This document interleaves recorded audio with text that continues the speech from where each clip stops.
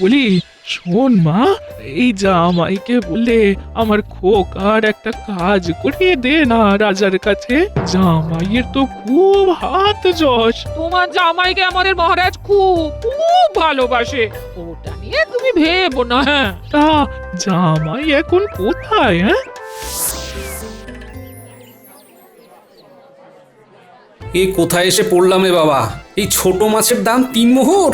তুমি তো রাজকর্মচারী গোপাল দাদা, মহারাজকে বলো যে বাজার এখন বেজার মুখে করতে হয়। কি আর করা যাবে দাদা, আমাদের অবস্থাও তো ততই বচু। আরুদ্দারকে এই ছোট ছোট মাছের জন্য 2 মোহর করে দিতে হয়। 1 মোহর করে লাভ না রাখলে আমরা খাবো কি? বাজারে তো আগুন লেগেছে। না, মহারাজকে এই ব্যাপারে কিছু বলতেই হবে। দেখুন বলে যদি কিছু সুরাহ হয়, মহারাজ তোমার কথা তো খুব মানে। দেখি আজই রাজসভায় কথাটা তুলবো। এখন চলি, ঘরে গিয়ে স্নান করে 4টি ভাত গেলে রাজসভায় যেতে হবে।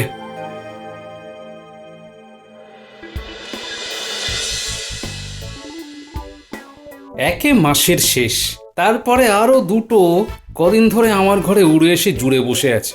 ওই তো তোমার জামাই এসে গেছে। হ্যাঁ, এই ঝামেলা রে বাবা। গিন্নি, যেদিন ওরা এসেছে সেদিন নির্ঘাত তোমার মুখ দেখে ঘুম থেকে উঠেছি, তাই না? সে তো রোজই তুমি আমার মুখ দেখে ঘুম থেকে ওঠো। হ্যাঁ, না না না গিন্নি, আমি রোজই সূর্যি মামার মুখ দেখে উঠি। আজই ভুল করে তোমার মুখ দেখে উঠে পড়েছি। ভুল করে মানে কি বলতে চাইছো? হ্যাঁ, কাল থেকে আপনি আমার মুখ দেখে উঠবেন জামাই বাবু, দেখবেন দিন যেন আর কাটতেই চাইবে না। বলি ওই হাতের থলেটা একটু নামাও দেখি দেখি দেখি দেখি কি কি কি বাজার এনেছো। হ্যাঁ, এ কি? এটা কি? হ্যাঁ, কেন বাজার? মাসের শেষের বাজার এইরকমই তো হয় গিন্নি। এই 3টে সরু সরু মাছ, এই 5টা আলু, 2টো সরু সরু বেগুন আর 4টি শাক পাতা। হ্যাঁ, এটা বাজার? হ্যাঁ মা ঠাকুরন, এটাই বাজার, মাসের শেষের বাজার। তোমাকে আবার যেতে হবে। হ্যাঁ, কোথায়? বাজার। আমার ভাই এসেছে কতদিন পর। হ্যাঁ, একটু ভালো মন্দ খাওয়াবো। শালা বাবু, বলো তুমি আজ কি মাছ খাবে? জামাই বাবু দেখবেন তো ওই বাজারে ওই ডিমওয়ালা মাছ পাওয়া যায় কিনা। সর্ষে বাটা আর কাঁচা লঙ্কা দিয়ে ওই মাখো মাখো ঝাল করলে না, বড়ই উপাদেয়। হ্যাঁ, আর মা ঠাকুরন, আপনার জন্য কি আনবো একটু বলে দিন। ভোলা ময়রার দোকানের ছানা বড়া খুব ভালো, ওটা জানো ওই 1 সের নিয়ে আসে। শুনেছ? মাসের শেষে আমার চোখ ছানা বড়া হয়ে গেল। শুনেছি গিন্নি, ছানা বড়া।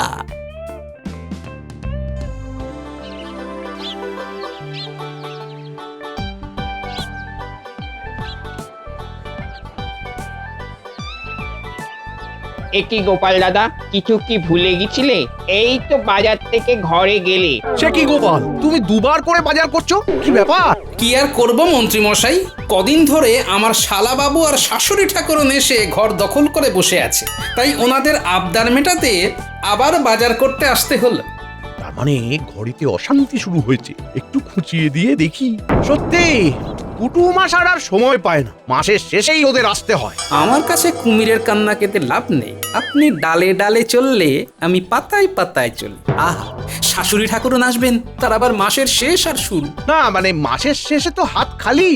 আমি জানি গোপাল, তোমার এখন টানতে খুব কষ্ট হবে। কষ্ট কোথায়? আপনি আমার ব্যাপারে এত দরদ দেখাচ্ছেন, কষ্টে পড়লে আপনি তো আছেন, আপনার কাছে হাত পাতবো। আপনি মহামন্ত্রী বলে কথা, আপনি কি আমায় ফেরাবেন মন্ত্রী মশাই?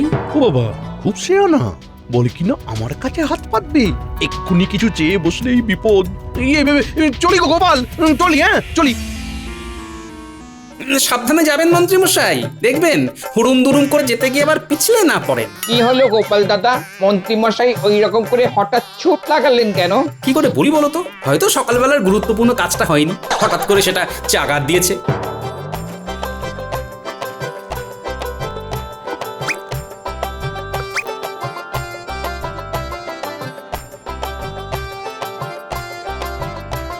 চলি গো।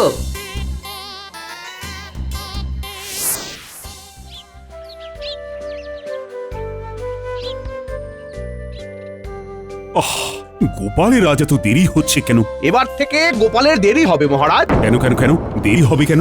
গোপালের বাড়িতে গোপালের শাশুড়ি শ্যালক কদিন ধরে এঁটুলির মতো বসে আছে। থলে ভর্তি বাজার করে বাড়ি নিয়ে গেল, তার রান্না হবে, তারপর তবিয়ত করে খাওয়া হবে। দেরি হবে না মহারাজ?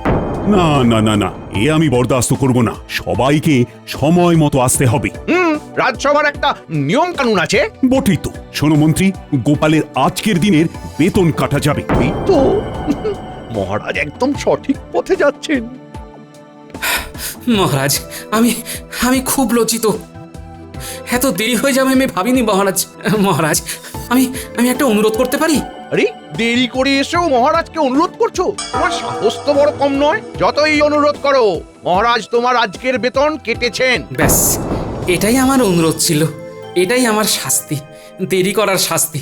কেউ নিজে শাস্তি চায়, এ তোমাকে না দেখে বিশ্বাসই করতাম না। কি মন্ত্রীমশাই, কি ভেবেছিলেন গোপালকে শাস্তি দেবেন? মন্ত্রীমশাই, আপনি পাতায় পাতায় গেলে আমি তো জালক শিরায় শিরায় চলি। চালটা অনেকদিন মনে রাখবেন। না মহারাজ, দোষ করলে শাস্তি তো পেতেই হবে। ধন্য ধন্য, তুমি অনন্য। দেখালে বটে আজ, নিজে যেচে শাস্তি নিলে। ধন্য তোমার কাজ। যাক, শুনে ভালো লাগলো। তবুও তোমার চক্ষু লজ্জা আছে। ভেবো না তোমার এই কথা শুনে মহারাজ গলে যাবে। তোমার ব্যাপারে আমার প্রস্তাবে মহারাজ সিলমোহর দিয়েছেন। হ্যাঁ, থামো তো মন্ত্রী, আমি কোনো শিলমোহর দিইনি। ও গোপাল না এলে আমি অমন করে উঠি। গোপাল এসেছে, আমি শান্তি পেয়েছি। নাও নাও নাও, এবার সবার কাজ শুরু করতো। যা বাবা, মহারাজের তো দেখে মতিস্থির নেই। মহারাজ গোপালের কাছে আমাকে কিরকম ছোট করে দিলেন। না না না, এর শোধ আমাকে নিতেই হবে। যাক, তোমার শ্যালক এখন কি করছে? কিছুই করছে না মহারাজ, কিছু করবে বলেই আমার কাছে এসেছে। আমাদের এখানে কিছু কর্মখালি আছে মহারাজ। মন্ত্রী, গোপালের শ্যালকের ব্যাপারটা তুমি দেখো। কোনো একটা জায়গায় ওকে বহাল তো করতেই হবে। আরে গোপালের শ্যালক মানে আমার আত্মীয়। বাবা বাবা বাবা, মুহূর্তের মধ্যে সুযোগ এসে গেল। এইখান দিয়েই গোপালের ঘরে আগুন জ্বালাবো। ঘর পুড়বে গোপালের, আর মন ঠান্ডা হবে আমার। সময় করে রানীমার দাসীর সাথে একটু কথা বলতে হবে।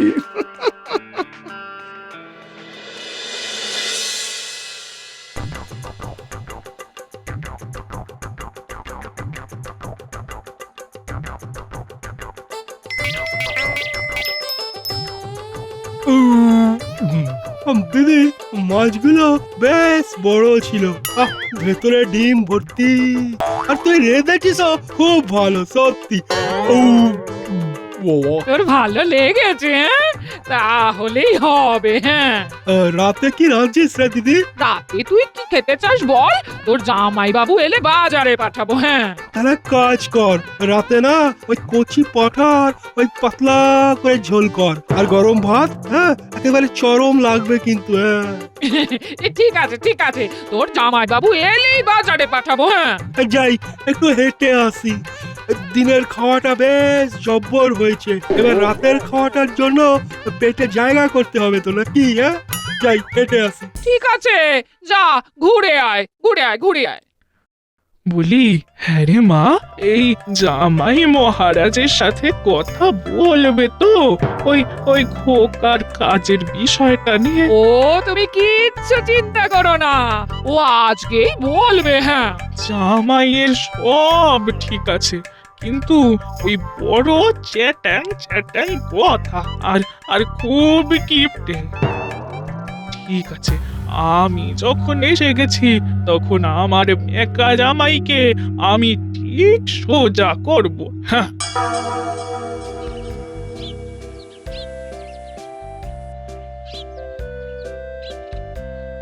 ভোলা, দাও দেখি এক সের সর ভাজা আর এক সের ছানা বড়া। হ্যাঁ, এই নিন এই নিন মন্ত্রী মশাই, এই নিন। আজ কি এই তাড়াতাড়ি রাজসভার কাজ শেষ হয়ে গেল নাকি? না গো ভোলা, একটা কাজে যাব, তাই তাড়াতাড়ি বেরিয়েছি। শোনো, এই মিষ্টিগুলো বেঁধে রাখো, ফেরার পথে নিয়ে যাও, কেমন? ঠিক আছে মন্ত্রী মশাই। আমার জামাইবাবুর যদি ক্ষমতা থাকে তাহলে এই মন্ত্রী মশাইয়ের ক্ষমতা আরো বেশি। হ্যাঁ, আলাপটা জমিয়ে রাখি। আরে এ তো দেখছি গোপালের শালা বাবু। একটু মেঘনা চাইতেই জল। আরে আমি তো তোমার কাছেই যাচ্ছিলাম, তোমার সাথে দেখা করব বলে। চলো চলো, এখানে নয়, একটু একটু এগিয়ে চলো চলো। ও মা, তাই নাকি? আমার কি ভাগ্য, কি ভাগ্য! আজ গোপালের মুখে শুনলাম তোমার একটা কাজের খুব দরকার। মহারাজ গোপালের কথায় খুব একটা পাত্তা দেন না। ওই আমাকেই বললেন, মন্ত্রী দেখে এসো তো। তাই নাকি? মহারাজ আমার জামাইবাবুকে খুব একটা পাত্তা দেন না, কিন্তু আমার দিদি যা বলে মহারাজ আমার জামাইবাবুকে নাকি একেবারে চোখে হারান। কি আর করবে বলো, মিথ্যে কথাই বলতে হয়। আর তোমার সরল সাদা দিদিটা তোমার জামাইবাবুর মিথ্যে কথাগুলোকে সত্যি বলে মেনে নেয়। কি দেখে যে তোমাদের বাবা মা গোপালের সাথে মেয়ের বিয়ে দিলেন আমি তো বুঝে পাই। মন্ত্রী মশাই, আমার না খুব কাজের দরকার, আমি কাউকে জানি না, শুধু আপনাকে জানি মন্ত্রী মশাই। এই তো কিরকম সোজা রাস্তায় চলে এলো। এবার আমার মন্ত্রীর বুদ্ধি কাজে লাগিয়ে গোপালের ঘরে আগুন লাগাই। তা ভাই, আমার তো একটা কাজ করে দিতে হবে, একটা ছোট্ট পরীক্ষা তো দিতে হবে। পরীক্ষা? পরীক্ষা দিতে হবে? দেব দেব, কি পরীক্ষা? এই মহামূল্যবান হারটা গোপালের বালিশের তলায় খুব সন্তর্পণে রাখতে হবে, পারবে? হ্যাঁ, তোমার জামাই বাবুর কিন্তু তুখর বুদ্ধি। আর এমন কি কাজ? আমার জামাইবাবুর থেকে না ওই 100 গুণ বেশি বুদ্ধি হলো আমার, দেখে নেবেন। বৃক্ষ তোমার নাম কি, ফলে পরিচয়। ঠিকভাবে কাজটা করতে পারলেই তোমার কাজ বাঁধা। আর একটা কথা, তোমার সাথে যে আমার কথা হয়েছে সেটা যেন তোমার জামাইবাবু না জানতে পারে, কেমন? যাও। হ্যাঁ, এক ঢিলে 2 শিকার।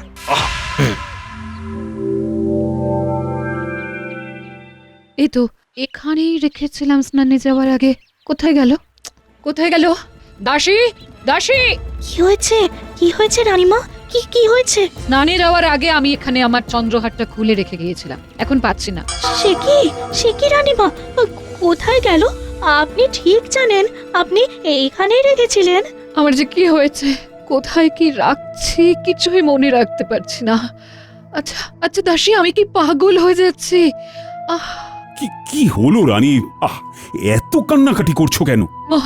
মহারাজ আমার এই বাড়ির জন্মদিনে যে চন্দ্রহারটা আপনি দিয়েছিলেন সেটা পাচ্ছি না মহারাজ। হ্যাঁ, পাচ্ছ না মানে? কোথায় রেখেছো? সেটাই তো মনে করতে পারছি না। আমার যে কি হলো কিছুই বুঝতে পারছি না মহারাজ। দাসী, তুমি কি কিছু জানো রানীমা কোথায় রেখেছে? না মহারাজ। এটা নিয়ে এত শোরগোল করার কিছু নেই, একটু ঠান্ডা মাথায় ভাবো, তাহলেই খুঁজে পাবে। আমার প্রাসাদে কেউ তোমার গহনাতে হাত দেবে না, আরে সবাই খুব বিশ্বাসী।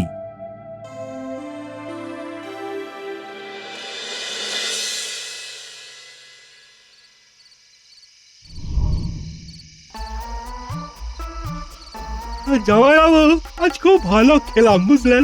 ওই কচি পাটা, আহা আহা! দিদি ভালো রেঁধেও ছিল, একটু বেশি খেয়ে নিয়েছি।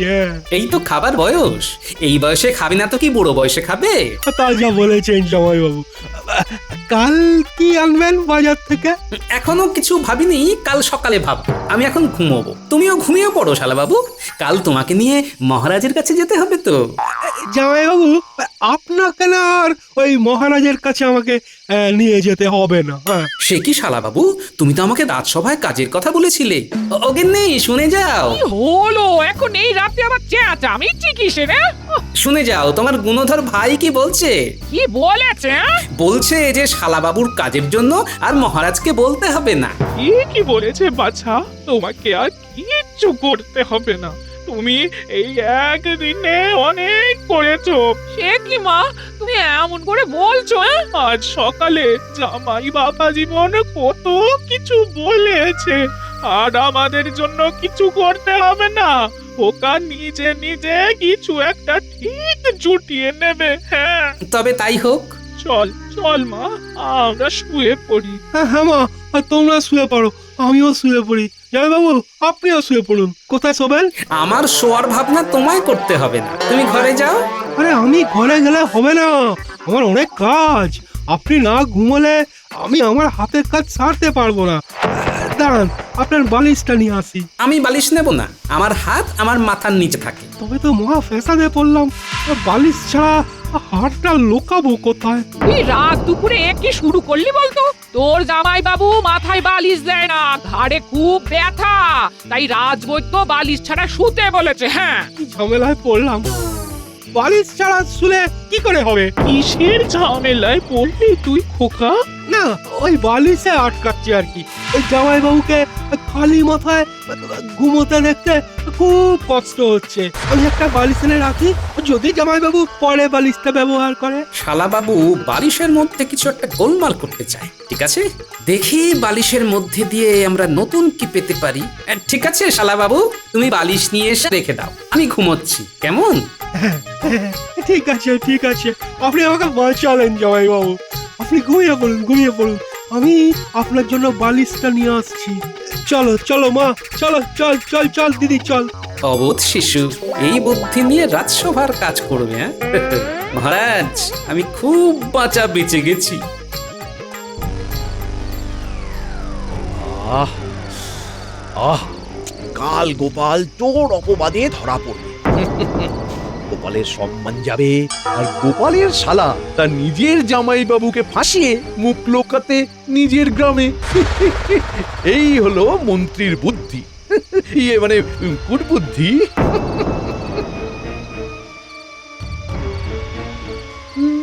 কেউ আসছে বলে মনে হচ্ছে। কে আসছে এত রাতে? নিচে নামি। এ কি দাসী, তুমি এত রাত্রে? মন্ত্রী মশাই, রানীমা খুব ব্যস্ত হয়ে উঠেছেন। কাল কাল কত সকালে হাটটা হাতে পাবো? সকালে? খুব খুব সকালে? তুমি নিশ্চিন্তে যাও, রানীমার আরো কাছের হয়ে যাবে তুমি। আমি যেন ফেসে না যাই, শুধু এইটুকু দেখবেন।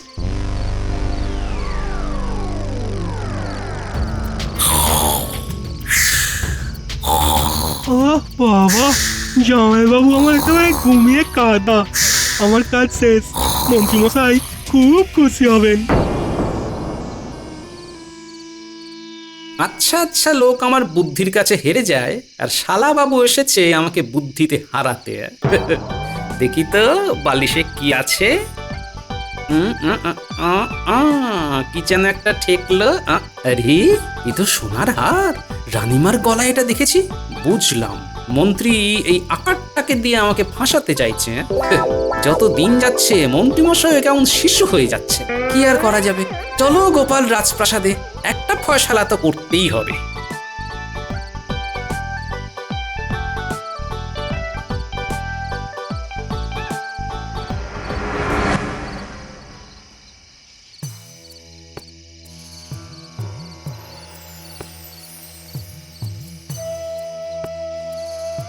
মহারাজ, গোপাল দাদা আপনার সাথে দেখা করতে চায়।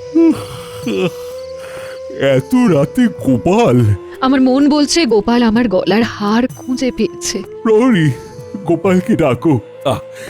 তুমি একটু শান্ত হও, তোমার হার চুরি যায়নি, কোথাও আছে, আমরা খুঁজে পাচ্ছি না। তাহলে এখন গোপাল কেন এলো? হয়তো অন্য কোনো কাজ নিয়ে এসেছে। আসতে পারি মহারাজ? এসো এসো গোপাল। প্রণাম মহারাজ। প্রণাম রানীমা। বলো গোপাল, কি সুসংবাদ নিয়ে এসেছো বলো। এই হারটি আপনাকে ফিরিয়ে দিতে এসেছি।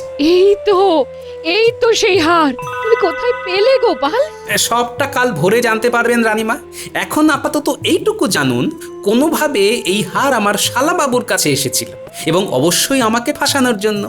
বাকিটা কাল সকালে শুনবো মন্ত্রীমশাইয়ের কাছে। এখন চলি। ধন্য ধন্য তুমি গোপাল।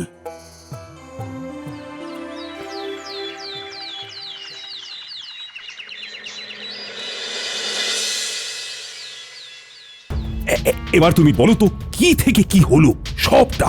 আমি তো কিছু বলবো না, কিছুটা বলবে আমার শালাবাবু, তারপর বলবে দাসী, তারপরে মন্ত্রীমশাই। নাও শালাবাবু, শুরু করো। মহারাজ, মহারাজ আমার কোনো দোষ নেই মহারাজ। কাল বিকেলে ওই মন্ত্রী মশাইয়ের সাথে আমার দেখা হয় মিষ্টির দোকানে। ওখানে মন্ত্রী মশাই বলে, তোমার একটা কাজের খুব দরকার। মহারাজ গোপালের কথায় পাত্তা দেন না, ওই আমাকেই বললেন এই মহামূল্যবান হারটা গোপালের বালিশের তলায় খুব সন্তর্পণে রাখতে হবে। বাহ মন্ত্রী বাহ, তুমি তো একটা নক্ষত্র। সুবুদ্ধি নেই ঘটে, দুর্বুদ্ধিতে মাথা একেবারে ভর্তি। দাসীকে ভুজং দিয়ে হাতটা হস্তগত করে আমার নির্বোধ শালাবাবুকে আমার বিপক্ষে লাগায়। এই মন্ত্রী, তোমাকে কি শাস্তি দিই বলো তো? শোনো, আপাতত কারাগারে থাকো, পরে তোমার বিচার করব। আর দাসী, আমাকে ক্ষমা করে দিন মহারাজ। আমার আমার প্রথম আর শেষ ভুল, আর কোনোদিনও হবে না। মহারাজ, মহারাজ আমাকেও ক্ষমা করে দিন মহারাজ। প্রহরী নিয়ে যাও, আমি এই মন্ত্রীর মুখ দেখতে চাইছি না।